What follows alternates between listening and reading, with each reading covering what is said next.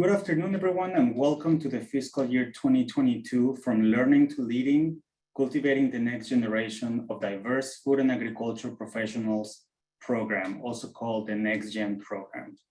My name is Carlos Ortiz, and I'm a national program leader with the Institute of Youth, Family, and Community at the National Institute of Food and Agriculture.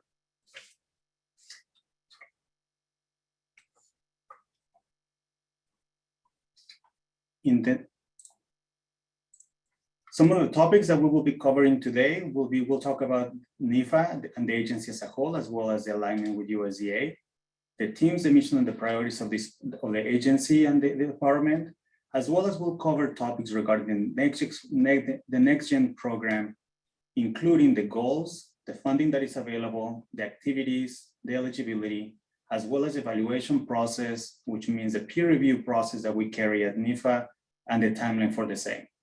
At the end, we'll have some resources for you, as well as we will devote a lot of our time to answer any questions that you may have. But before we get there, we have some greetings and a welcome from our Associate Director for Programs, Mr. Brent Elrod. Brent. Thank you, Carlos. I am Brent Elrod, and I'm the Acting Associate Director for Programs at NIFA. I bring greetings on behalf of Dr. Dion Toombs, NIFA's Acting Director. And welcome to each of you to today's applicant webinar for the From Learning to Leading, Cultivating the Next Generation of Diverse Food and Agricultural Professionals program.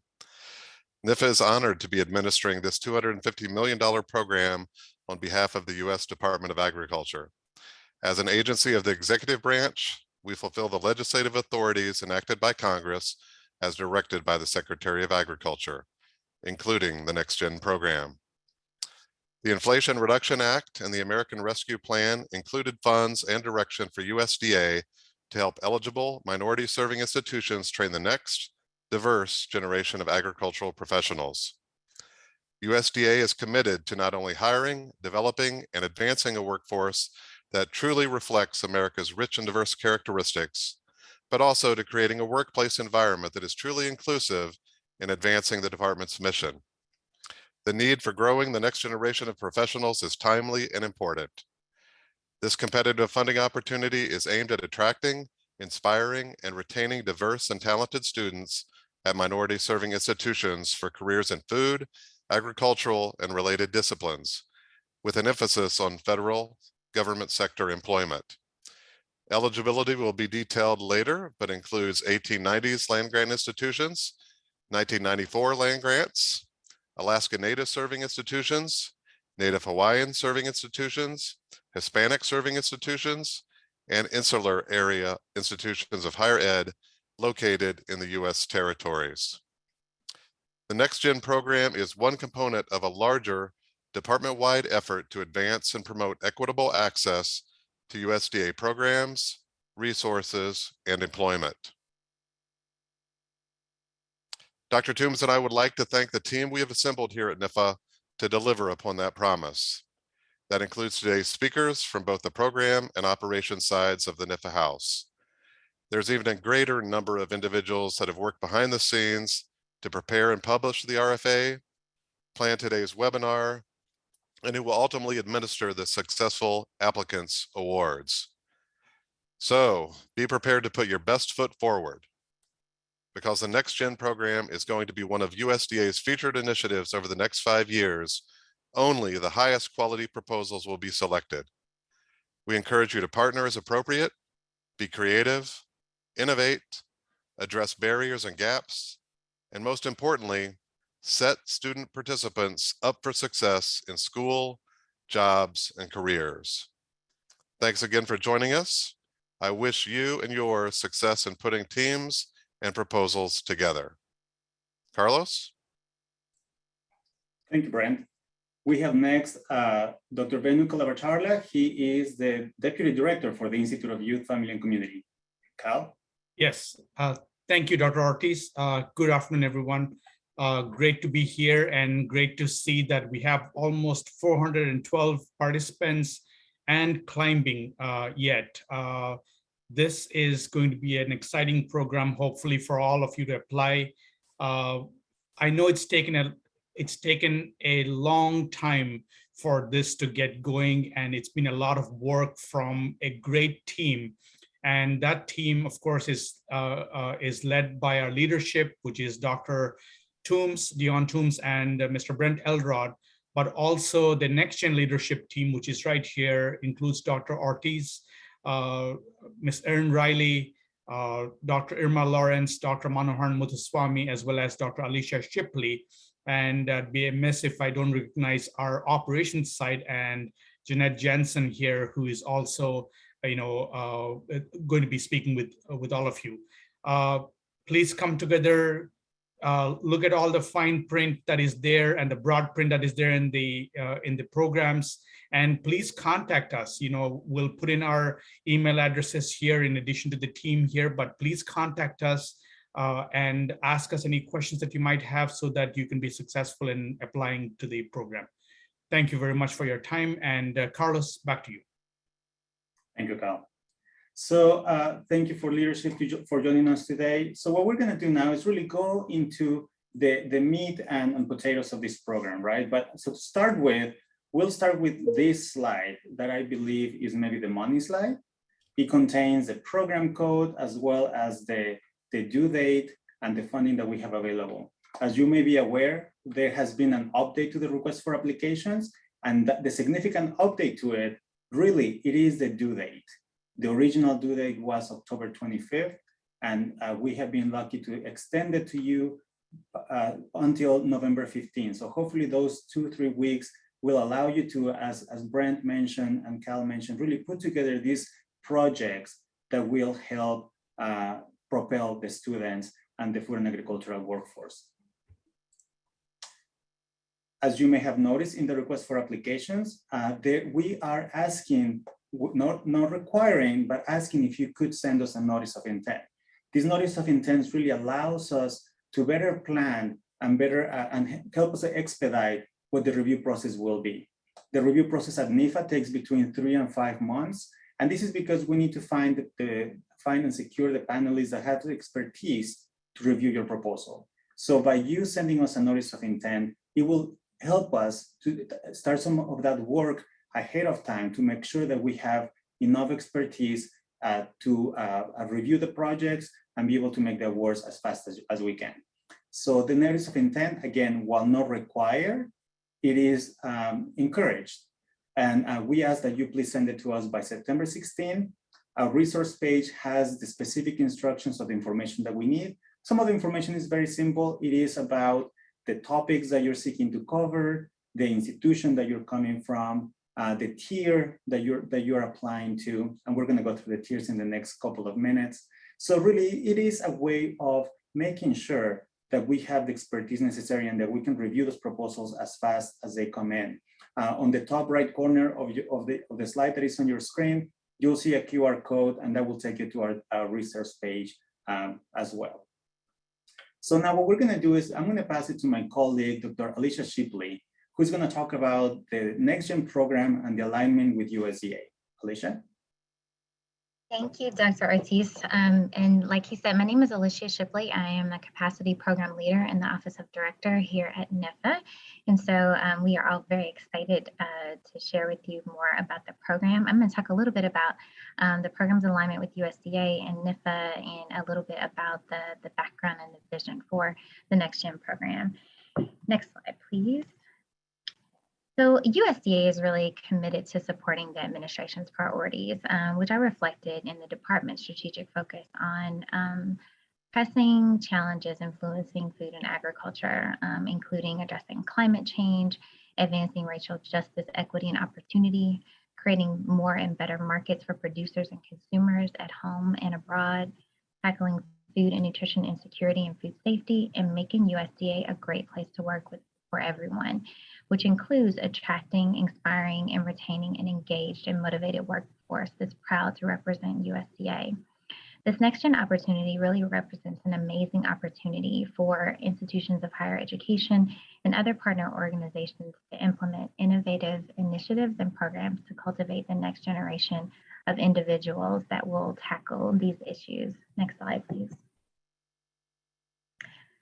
Our work at NIFA remains focused on helping the administration to address these critical priorities as well. As USDA's primary grant-making agency and federal partner to the land-grant university system, NIFA's efforts are centered on investing in and advancing food and agricultural research, education, and extension to solve societal challenges so that discoveries and solutions can be supported.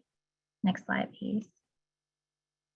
NIFA supports research, education, and extension efforts across a wide range of scientific fields related to food and agricultural sciences, including behavioral sciences and social sciences. Across all of these fields, we really focus on enhancing the education pipeline continuum. Next slide, please. So I'm just going to chat briefly now about the context and vision of the NEXTGEN program. Next slide, please. So first, the NEXTGEN program is authorized through Section 1006 of the American Rescue Plan Act as amended by Section 22007 of the Inflation Reduction Act. As my colleagues have mentioned, USDA anticipates providing up to $250 million for the NEXTGEN program. Next slide, please. So in terms of the background and context, as you all are very aware, developing and maintaining a resilient, diverse, and capable workforce in food, ag, natural resources, and human sciences is really a fundamental element for securing a productive and responsive food system, along with a healthy population and robust rural economy. And so there are notable challenges that exist with building the future agricultural workforce in the United States, as you again are aware.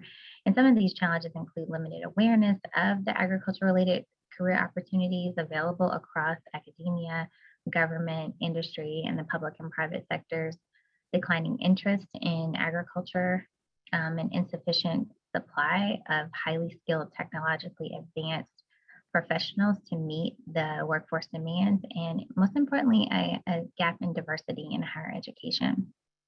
So this NEXTGEN program really represents an historic investment by USDA to support innovative, responsive strategies that prepare diverse learners for careers and leadership roles across agriculture. The NEXTGEN program really places special emphasis on federal government sector employment to really close that demand of professionals in these fields and produce a workforce that reflects the diverse American population.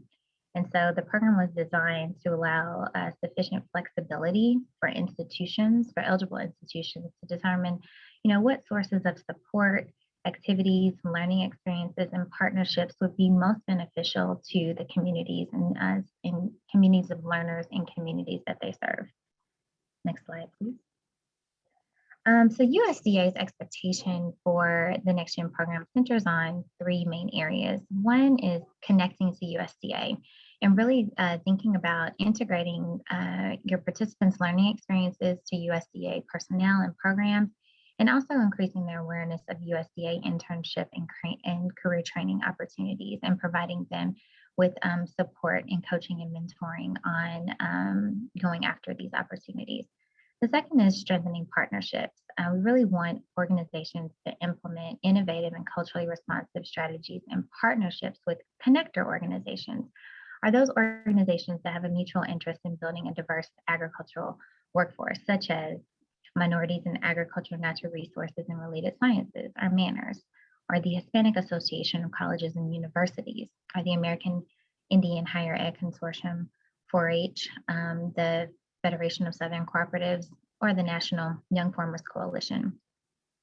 And then also expanding reach. We really want there to be targeted outreach and recruitment of individuals from underserved communities to participate in activities and programs within the project, because it's not just about degree completion, it could also be credential and certificate completion. So thinking about focusing on also within outreach and engagement, return to work program participants, older adults, older adults seeking employment, justice-involved populations, and really thinking about how underserved communities are defined in the executive order on diversity, equity, and inclusion and accessibility in the federal workforce. And so with this vision, there are two really main goals of the program. As you could imagine, one is to build and sustain the next generation of food, agriculture, natural resources, and human sciences workforce, including the USDA workforce, primarily through providing student scholarship support, meaningful experiential learning opportunities, fellowships, job opportunity matching, and then also facilitating those opportunities to learn the pathways and processes leading to training and employment in the federal sector, particularly at USDA. Next slide, please. Now, as you read through the RFA, you will see many references to food, agriculture, natural resources, and human sciences. And it's important to note that our conceptualization or definition of food, ag, natural resources, and human sciences is comprehensive and is reflective of the breadth and depth across these disciplines and career paths. You'll find a definition for FA&H in the definitions appendix on page 31, and you'll see a broad range of disciplines that cross research, education, and extension domains. So we're really trying all to answer this epic question: how do we feed, clothe, shelter, and care for 9.7 billion people by the year 2050 in an economically and environmentally sustainable manner? First, we have to do it together. This is really an all hands on deck issue, and we really need to ensure that we have diverse voices, talents, and experiences and knowledge at the table. So you will help with doing that. With that, I will pass it back over to Dr. Ortiz. Thank you, Dr. Shipley. So what we're going to do now is we're going to cover a little bit about the project details, right? Like, what is a program about? What are we seeking the projects to be about? And how do you go about doing it? So the project details of the NEXTGEN program is we have 3 tiers of funding. And basically the tiers are based on the number of partners as well as the budget that you're allowed to ask for. So the first tier is the single institution. And this is up to $5 million total, not per year. The goal of the first tier is to support single institutions where no partnerships are really required, but you're certainly encouraged to partner up with any other institution that you may need to in order to have a successful project. We ask that you integrate at least 2 of the 3 project types that I will cover in the next 2 slides. The second tier is a multi-institution project in which you can request up to $10 million total, not per year, and in which the participant or the institutions that are participating here will be the applicant institution, which is an eligible institution, in conjunction with a second eligible institution. After that, you can include any other partners that you may need necessary for the successful project. In the tier number 2, we ask as well that you integrate at least 2 of the 3 project types that, again, I will cover in the next slides. The third tier that we have is a $20 million budget total. Again, that's total, not per year, in which the eligible lead institution will partner up with at least 2 more eligible institutions. After that, again, you can partner with other institutions and other organizations if you need to carry out a successful project. In the case of the Tier 3 project, we ask that the project covers at least 2 states, territories, or tribal nations or segments. You also are required to integrate the 3 project types that this program supports. Regardless of the tier that you are proposing, you cannot submit more than 3 applications per institution, regardless of if you want to apply to 1, 2, or 3, or 3 of the third tier. So the limit is 3 applications per institution. All the projects must have a duration of 60 months. And something important is there is no match required for this program. As I mentioned, we are offering 3 different project types or 3 different activity types that will be supported by this program. The first one is a student scholarship project. The second is experiential learning projects. And the third is an outreach and engagement project.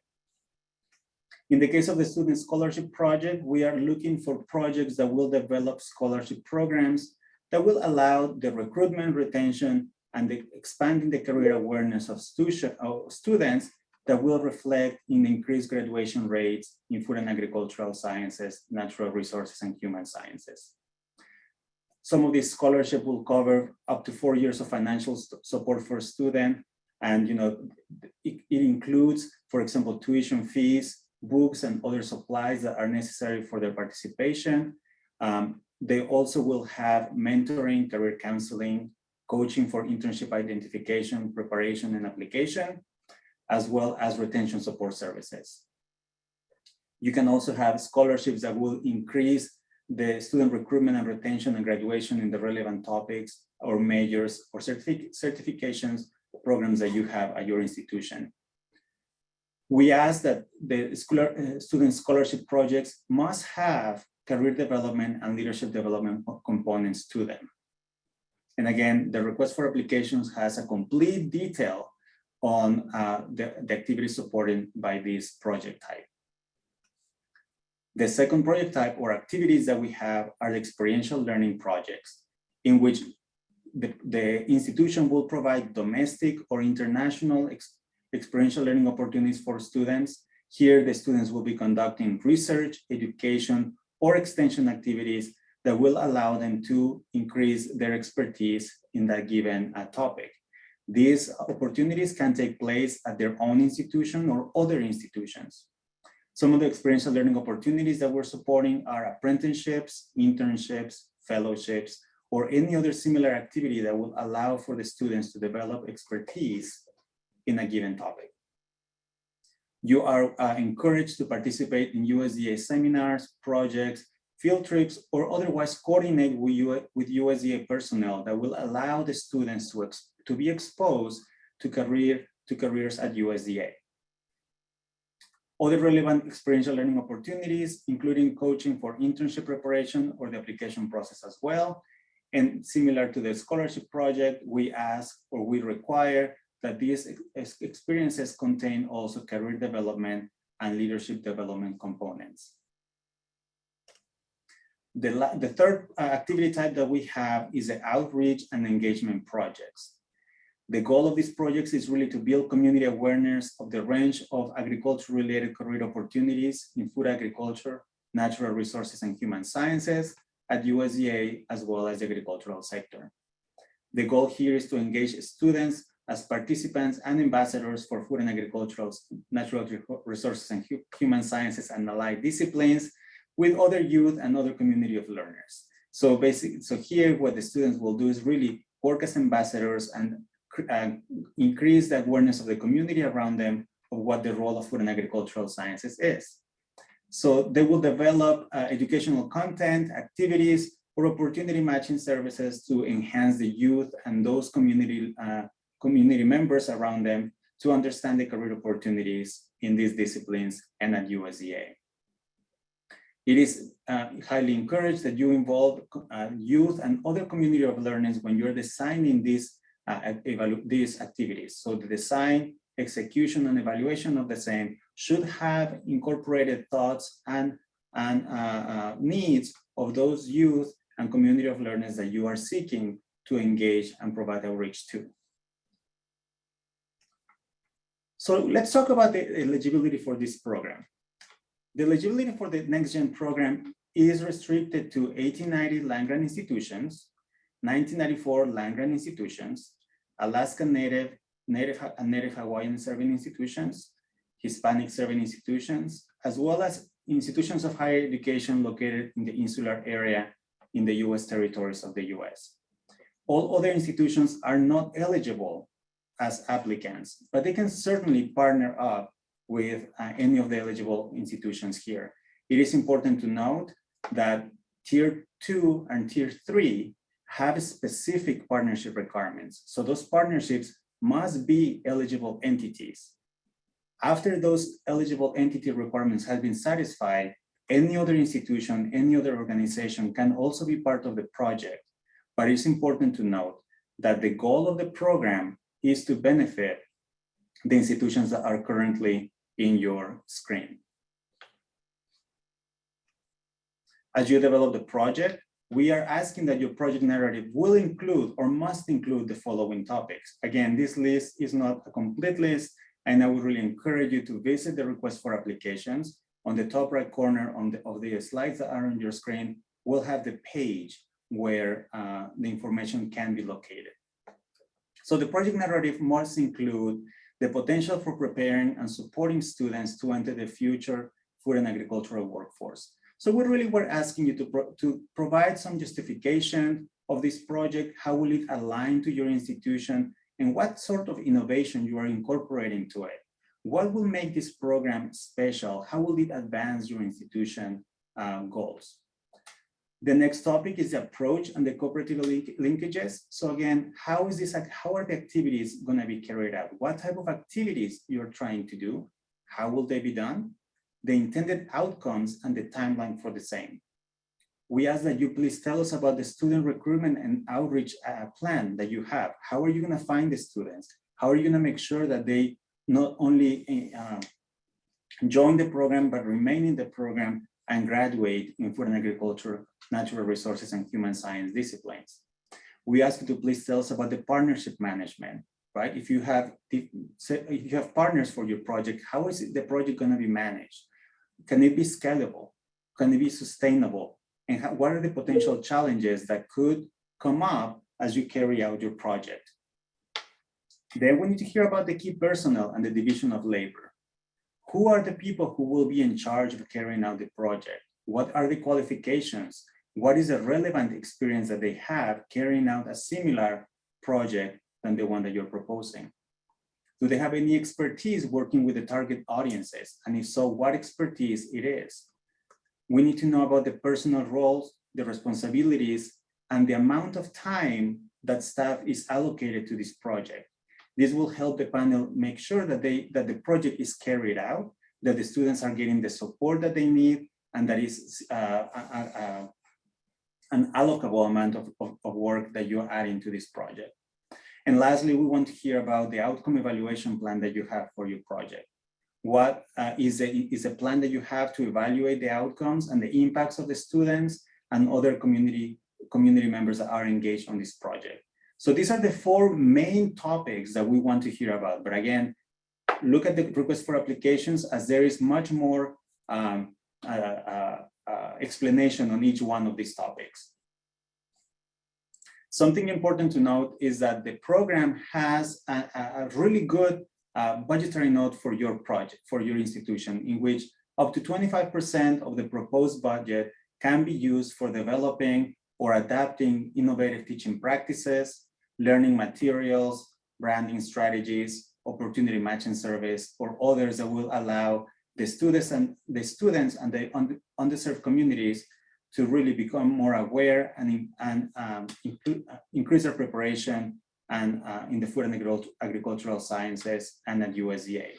Some of the activities that can be used within this 25% will be tools to support curriculum development or enhancement, the acquisition of scientific or training instrumentation that will allow for the students to be trained in the use of this instrumentation that will allow them to have better skills to join the workforce.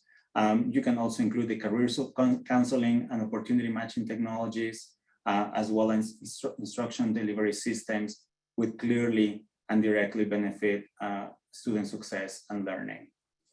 So now what we're going to talk a little bit about is administrative requirements. And my colleague, Jeanette Henson from our Awards Management Division will give you a little bit of an idea.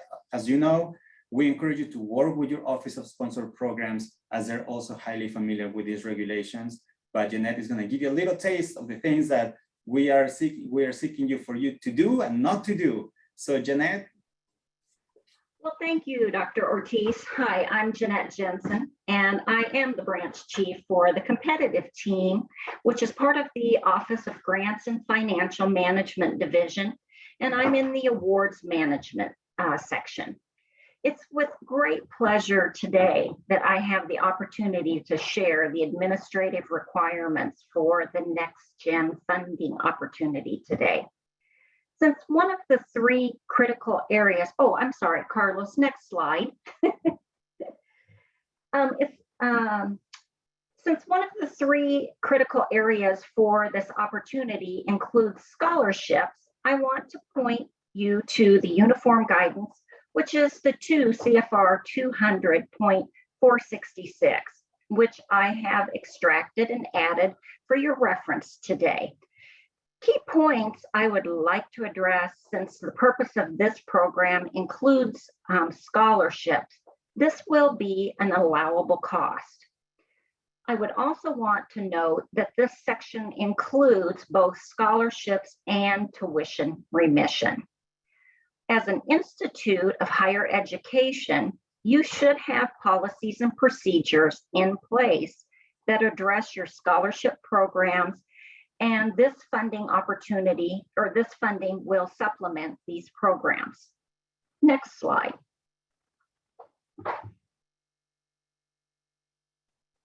The Awards Management Division normally gets many questions on allowable and unallowable costs while applicants are developing their projects and their budgets.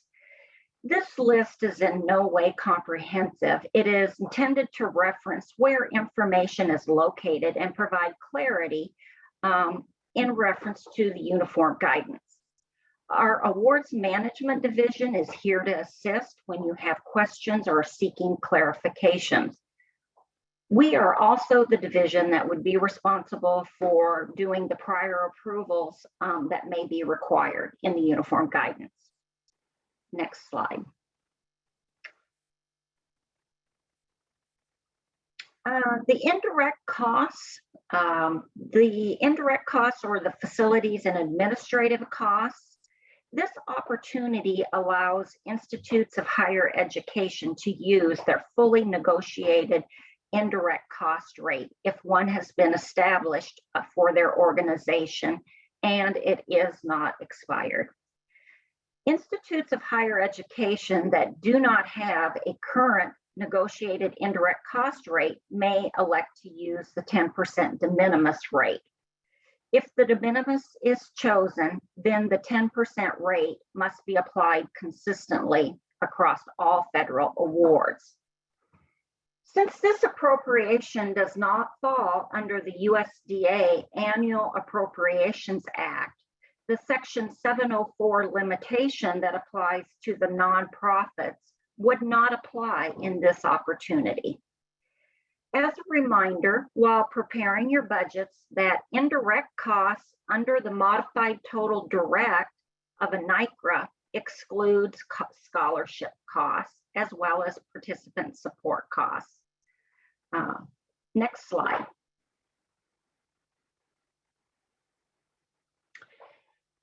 We have listed for the Awards Management Division contact information for our division director, who is Lillian Lowry, and her email. Again, my counterpart, Mark Keith, is the branch chief for the other competitive team. And I'm the branch chief, like I said, for competitive team number 2. Don't hesitate to reach out to any of us with questions or any type of support that we can provide from the administrative side of this award or of these opportunities. Next slide. Thank you, Janet. Appreciate it. Yeah, thank you. So what we're going to cover a little bit now is that how the proposals will be evaluated, right? So you have spent, you'll spend the next couple of weeks putting your project together, making sure that you have the partners, making sure that is student-centered, that is supportive of food and agriculture, natural resources, and human sciences, and that you look at USDA careers and kind of where can you really put your students to make them successful as they join the workforce.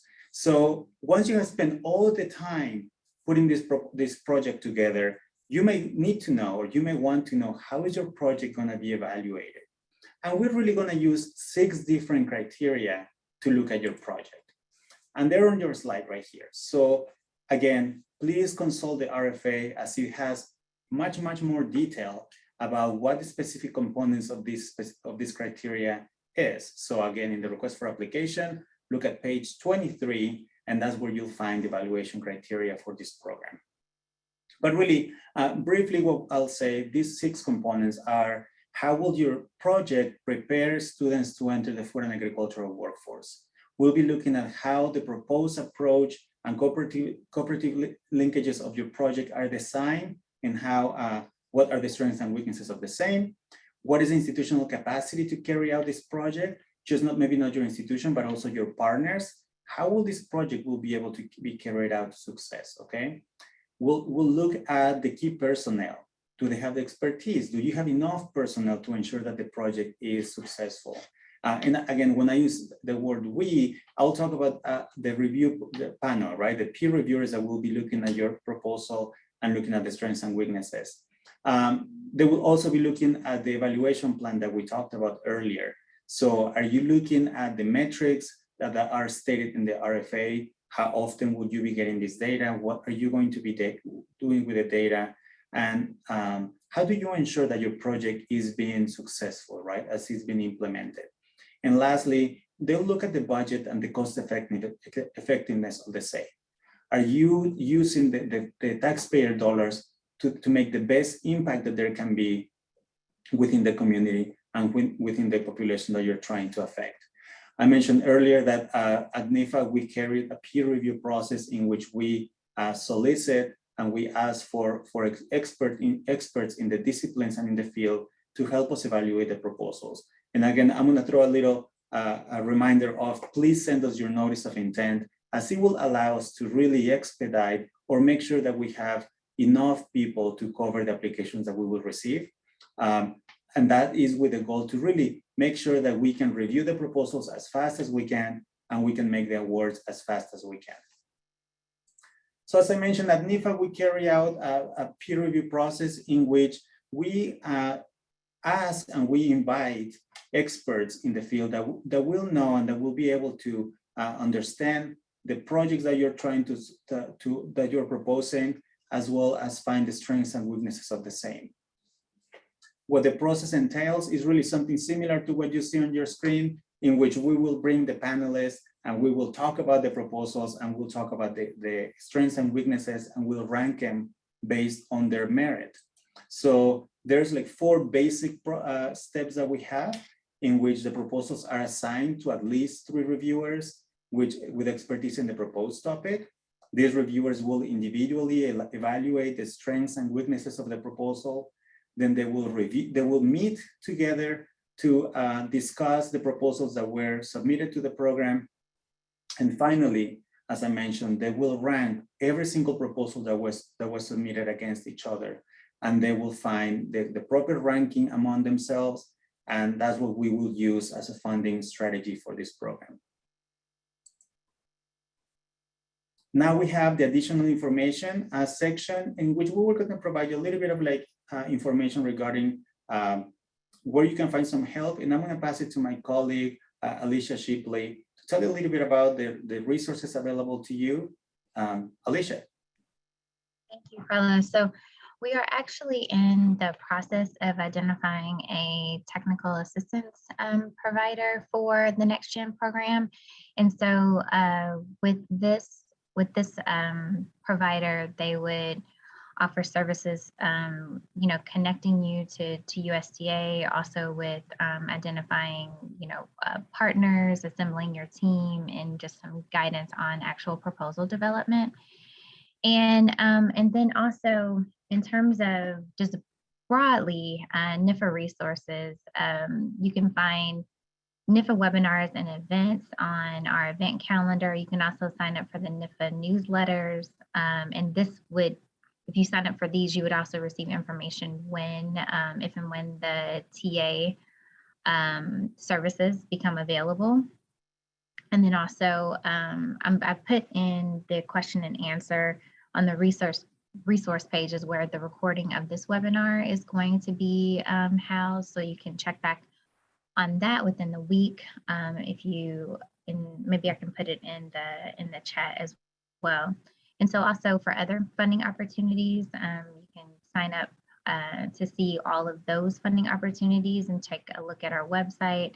Also, the upcoming RFA calendar is really important because it kind of gives you kind of a forecast of our funding opportunities, and also a timeline of our competitive grants as well. And then we also have, for the grant writing process resources available for that. So you can see the resources on the screen. We have a grant training that's posted on the screen, and just we also have resources that are focused on effectively submitting NIFA grants, because there are, a lot of rules that need to be followed that could, if not followed, jeopardize your grant actually being reviewed. And, as simple as having documents in PDF rather than Word, which happens a lot. And you can also find information on grants that have also already been awarded through our CRIS site. So I'll give it back to you, Dr. Ortiz. Thank you. So, and as we'll talk about the peer review process, we would encourage you that if you are not applying to this program, if you have some expertise, please volunteer to become a panelist. We are always looking for new reviewers or reviewers with diverse expertise. So please make sure that you go to the website on your screen. And again, there's a QR code that you can snap a picture of or snap the QR code from, and it will take you to the website where you can really log in and where you can like sign up and become a reviewer. We need your expertise, we need your knowledge. So please don't hesitate to come and volunteer to be a reviewer for not just this program, but many of the programs that we have at NIFA. And again, I have the money slide at the end of the presentation. All of this information is on page 10 of the request for applications. Again, the due date for this program has been updated. If you haven't downloaded the most recent request for applications, please go to grants.gov, sign up for alerts. In case that there's any other changes to the request for applications, you will be notified. For example, in this case, that the due date was updated from October 25th to November 15, 2022, okay? So the tiers are there, 5 million, 10 million, or $20 million. The project duration has to be 60 months. And again, an eligible institution may not submit more than 3 applications, regardless of the funding tier selected, okay? And last but not least, the contact information. So we ask you to please send all of your questions, if you have any, to the nifa.workforce@usda.gov website,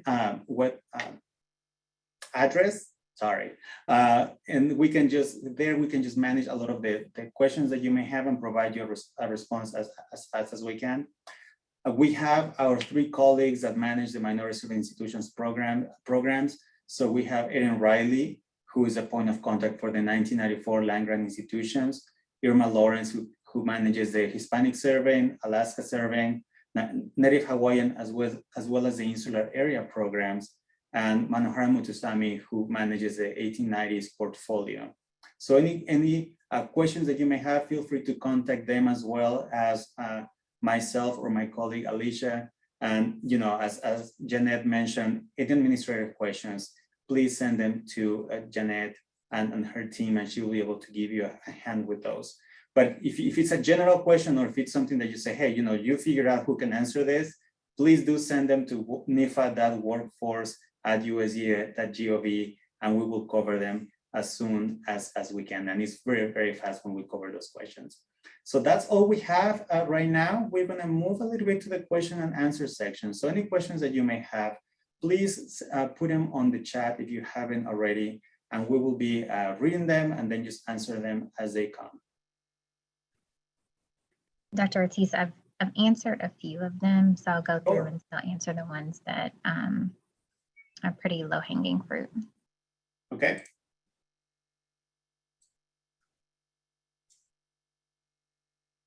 Will the presentation be posted online? Yes, it will. It will be on the NIFA, on the NEXTGEN resources page, as soon as we can process it and we can complete the closed captioning of the same.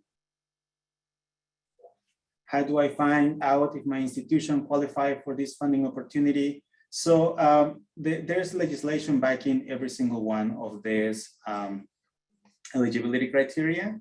So we encourage you to just please go look at the request for application and make sure that you comply with that eligibility.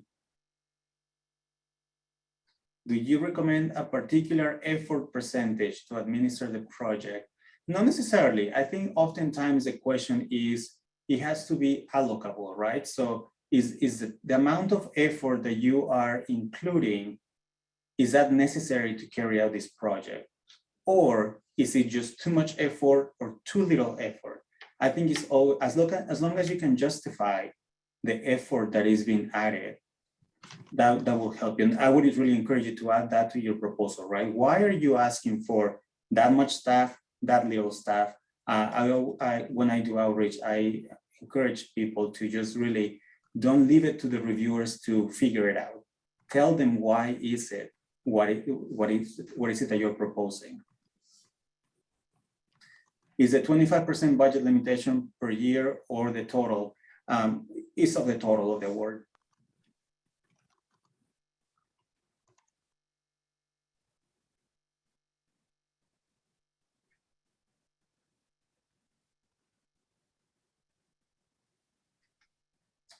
There is a question for Jeanette Jeanette, you may take this one. I will read it to you. So it says, please clarify a little more on participant support costs as unallowable. For example, would students' travel or lodging to an event be considered participant cost? So in the case of the question here, again, I'm going to answer in general terms because each project, you would have to look at the project to see, again, there's 3 criteria: if it's allowable, if it's allocable, and is it reasonable. Again, knowing what the scope of this opportunity is, participant support costs would fall into one of the critical areas that we would have under this program.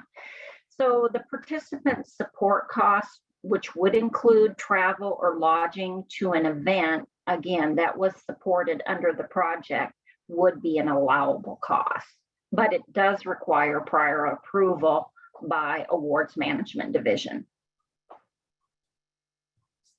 Here's a question: can PDs that have 2 current USDA grants already submit a proposal for this program? Yeah, so there is really no limit other than your FTE.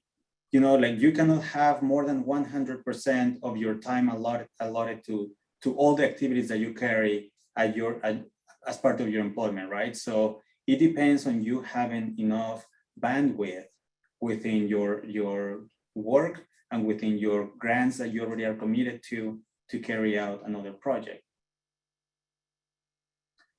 If an 1862 partner is included on the project, is there a limit on the percentage proportion of the project budget that can be allocated to the partner as a major contributor?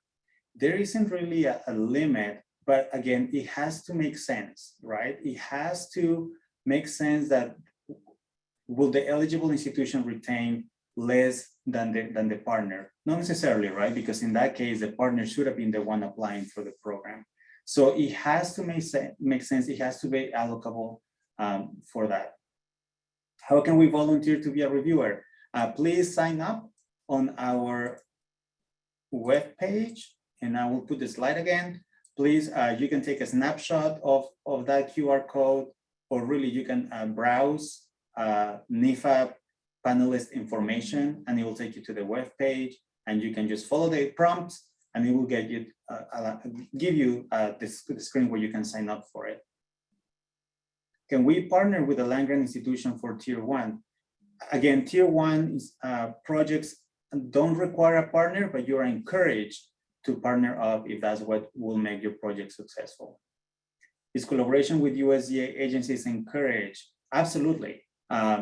The goal of the program is really to look at USDA's workforce and make sure that we have a diverse and a well-prepared, well-skilled workforce. So it is absolutely encouraged for you to collaborate with USDA and other federal agencies as well.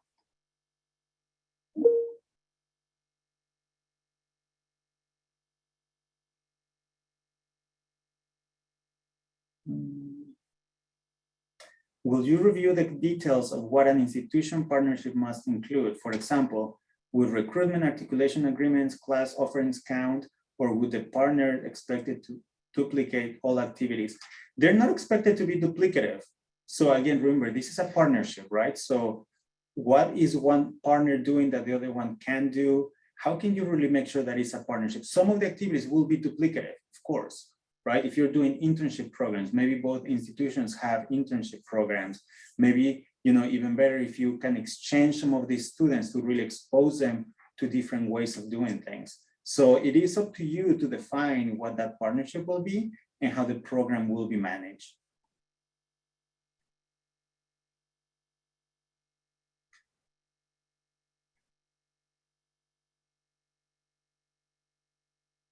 Are there any other questions that you see, Alicia, that we should touch on? I think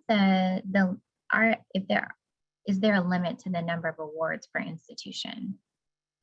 Such limit is not in the request for application.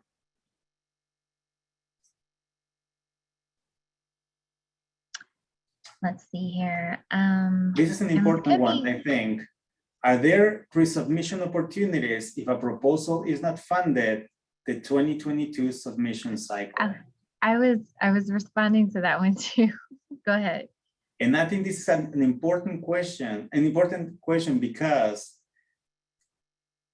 the funds are being provided by the American Rescue Act through the Inflation Reduction Act. I would really encourage you to put your best foot forward and not wait for a resubmission, as we don't know if the program will be competed again. So please spend the time. Please make sure that you have the best project that there is. Please make sure that you have the partners that you need. And most importantly, that the project is student focused, right? How will the student will have better skills and better opportunities to join the workforce at USDA or other institutions within the food and agricultural enterprise?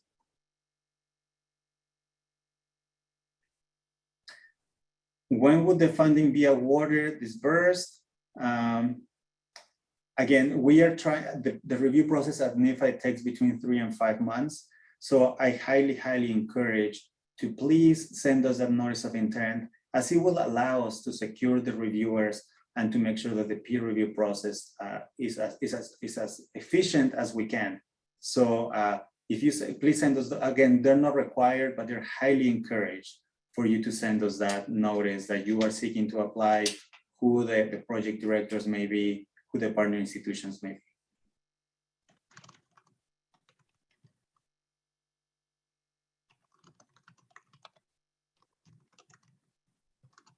Carlos. The partner Ts 2 and 3 need to be other 1890s, 1994. Yes. So for tiers 2 and 3, the partners have to be those institutions that are also eligible under this program for the requirements. So for tier 3, for example, let's say that you are a 1994 institution, you have to partner with at least 2 other institutions that are either 1994, 1890s, HSIs, Alaska Native, Native Hawaiian, insular areas, any of those that are eligible for the program. After you have satisfied the partner requirements, you can include any other institution or organization that may allow you to have a successful project. I heard my voice somewhere. Yeah, Carlos, this is Jeanette. Go ahead, Jeanette. Yes, I was just going to kind of piggyback onto that because I was looking at, there seems to be a lot of questions regarding, is my institution eligible? And I noticed in the RFA, it's maybe a little bit obtruse because it doesn't tell you, it refers you back to the public law.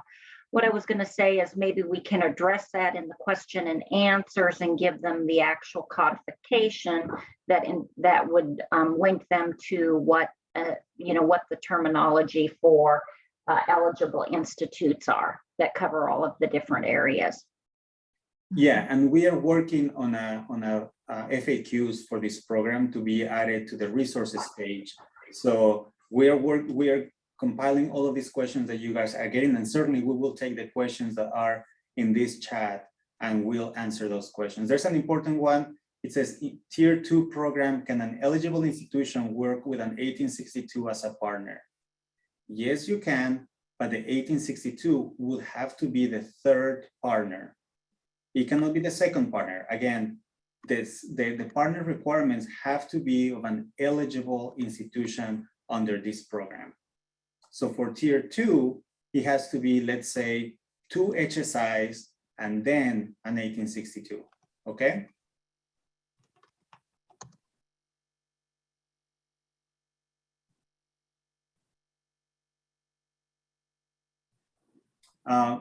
There's an important, tier 1 is for single institutions, question mark. In the funding opportunity is tier 3. Again, I would encourage you to please go ahead and download the latest version of the request for application. When the due date of the program was extended, we also made a few other tweaks to the request for application. So please make sure that you sign up on grants.gov for alerts in case that the RFA is modified, that you get the latest. What grants.gov does, it will send you a notification to say, hey, there's a new version of that request for application. So I would encourage you to please go to grants.gov, download the latest version of the request for application, and while you're doing that, sign up for notifications. Can graduate students be funded in the proposal as long as it meets with RFA guidelines? Yeah, so you are, the student support is for undergraduate, for graduate students, for those that work at the community college level. You really think about the pipeline of students and how they get the skills and the degrees necessary to join the food and agricultural workforce. There's a question about faculty summer salaries and such. Is it allowable in the project? Yeah, so you can certainly support the effort of those that are working on this program. But again, it has to be allocable to this program. Can we pay for graduate student tuition with this grant? Yes. Can we pay graduate assistantships with this grant? Yes. Is an outside evaluator needed for this grant? And if so, is there a minimum or a limit of the payment to this person?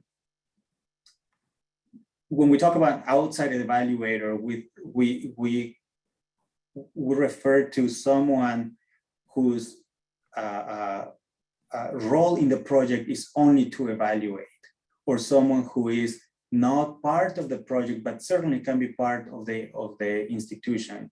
They just do not have a role carrying out the project. Their only activities that they do is evaluate the outcomes of the project.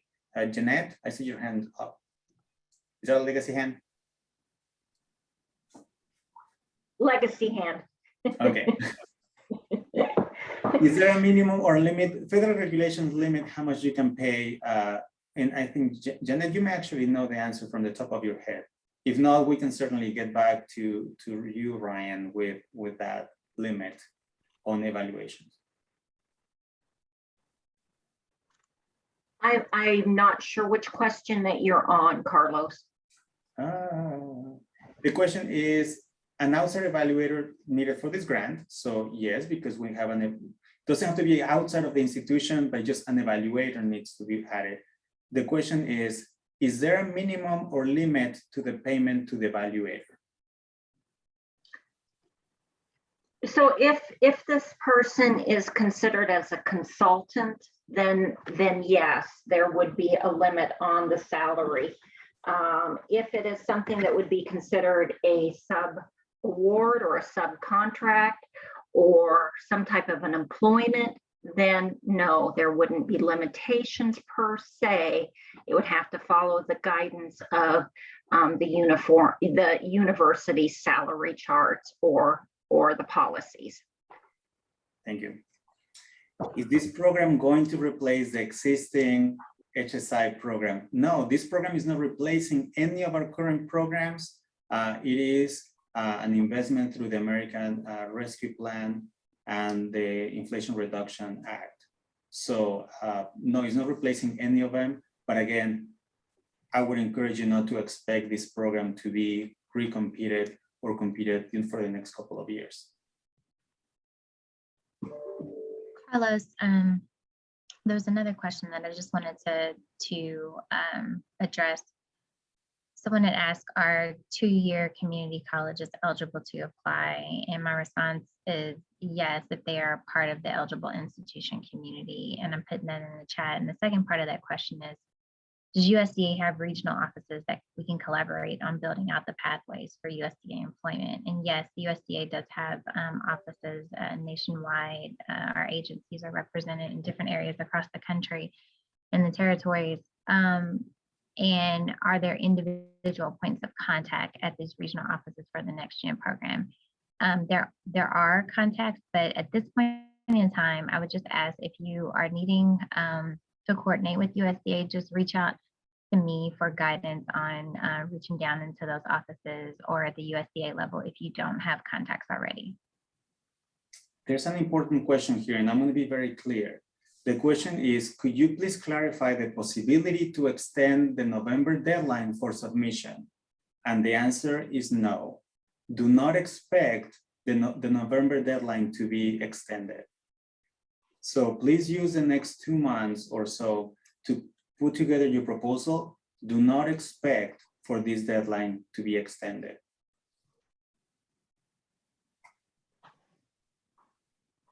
Who is the letter of intent directed to? The instructions for it are on our resource page, and they are the notice of intent are to be submitted to nifa.workforce@usda.gov.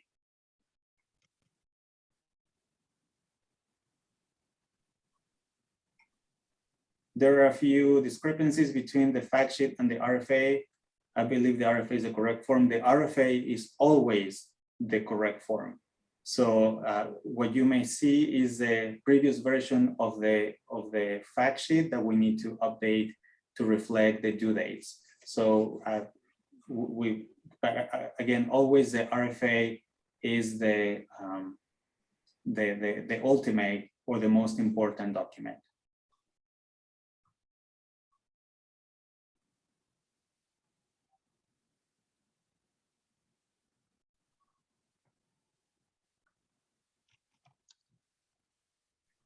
Any other questions?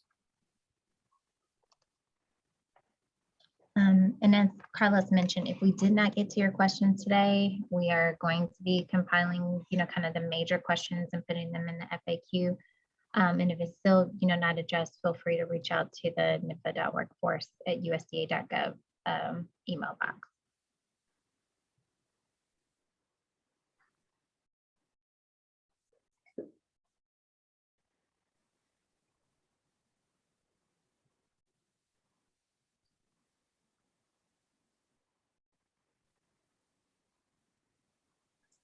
Can international students be supported with rewards for scholarship? No, not in this case.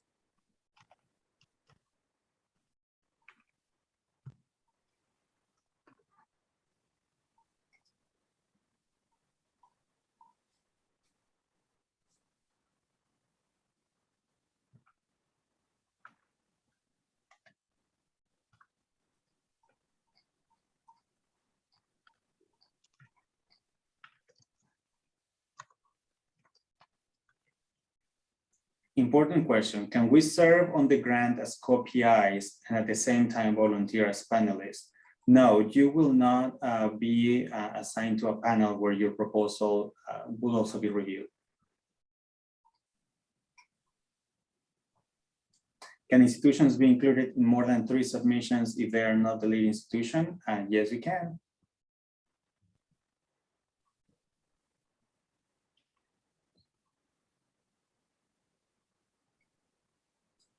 Can you collaborate with another institution and submit an individual application? Yeah, so each institution has a limit of up to 3 applications.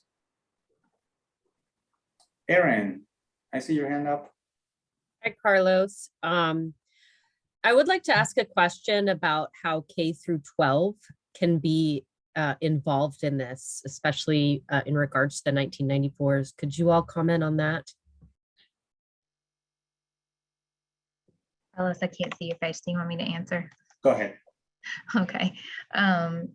So under the outreach and engagement project activity, that is likely where the most K through 12 outreach would go on. And so it could be any number of things like, helping students with school gardens, or having a junior manners at, middle school or high school, or taking field trips, having, different speakers come in to classrooms to talk about, different careers in food and ag, or, experiments, things like that. So,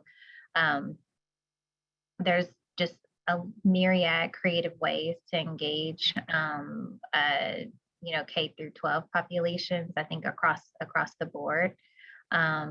For tribal populations, there, could be more focus on, food sovereignty, and things like that, which is listed in the RFA. So, making things that are just responsive to that particular population, and what the community would like for K through 12 students to really, what they would like to promote among that population. So it's really up to the institution, but the K through 12 work would mostly go under the outreach and engagement. And then there's also the opportunity for students at the university to also, be volunteers, or, get compensated for working with K through 12 students around different initiatives and programs. Thank you. There's an important question regarding 1862s. So as you know, some 1862 also have a secondary minority serving, right? So there are a few 1862s that are also HSIs, or Alaska Native, or Native Hawaiian serving. So they will qualify under that eligibility, right? Under that, them having enough population to qualify to be either an HSI, an Alaska Native, Native Hawaiian, or so. So as you form your partnerships, make sure that they have those qualities, and in that case, they could be counted as a partner, or as a lead applicant in that case.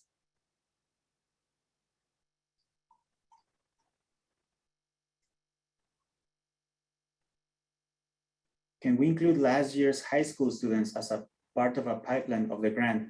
Yeah, it depends on how your project is designed, and what is it that you're trying to do. How are you going to move those high school students into college, or support them to retain them within, make sure that they graduate from the degree that they're seeking. It really depends on how you develop your project, design your project, and develop your project.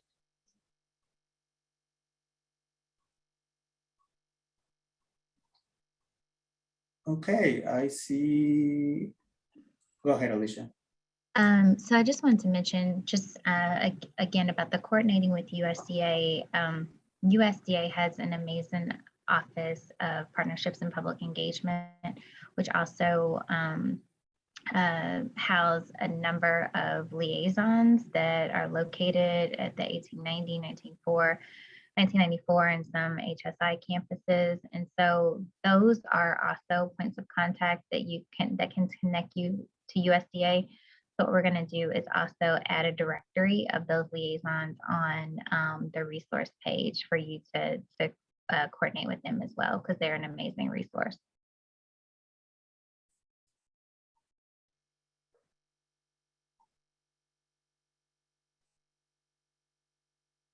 Okay, so again, we will be taking the rest of the questions that we have from the chat. Make sure that we are, we'll look at some of the duplicates, and we'll work through them, and we'll be adding that in the next week or so to our resource page, where you can find the link where you can really get some of those questions answered.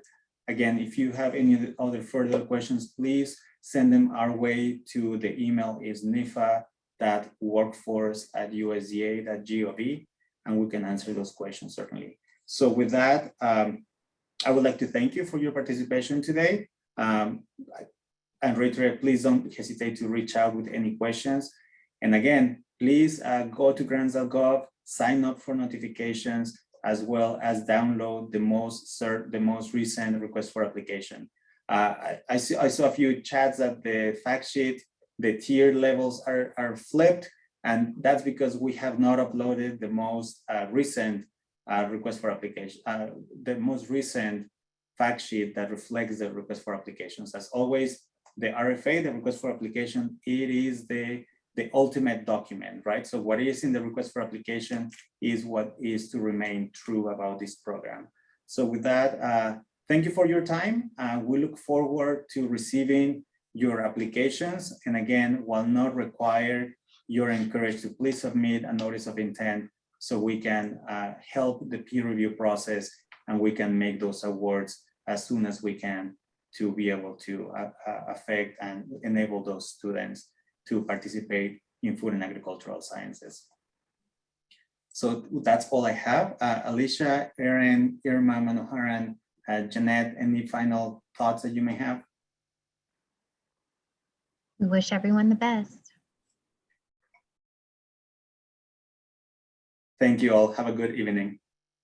Thank you.